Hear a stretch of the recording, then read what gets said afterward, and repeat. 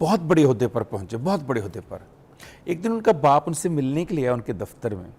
तो उनके वालिद ने कहा कि बेटा, दुनिया में सबसे ताकतवर कौन है?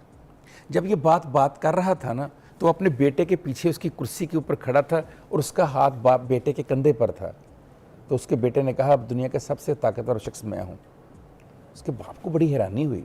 उसने फिर कहा, बेटा, दुनिया का सबसे ताकतवर शख्स कौन है? फिर सोचो। उसने कहा, मैं हूँ। तो उसका बाप रंजीदा सा हो गया।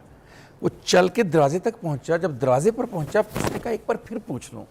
वो मुड़ा, उसने कहा, बेटा, दुनिया का सबसे ताकतवर शख्स कौन है? उसने कहा, बाबा, आप हैं।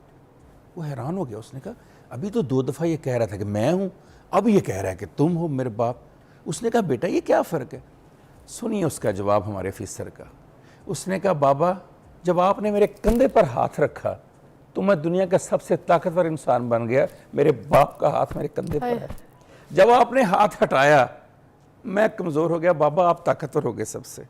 ये वो हाथ होता है दस्ते शफकत बाप का, कि जिस घर में ऊपर हो, जिस औरत के ऊपर हो, जो उसकी बीवी होती है, जो उसकी बहन होती है, जो उसकी बेटी और बेटा होता है, जब तक वो हाथ रहता है आपके ऊपर, आप दुनिया के सबसे ताकतवर शख्स होते हैं।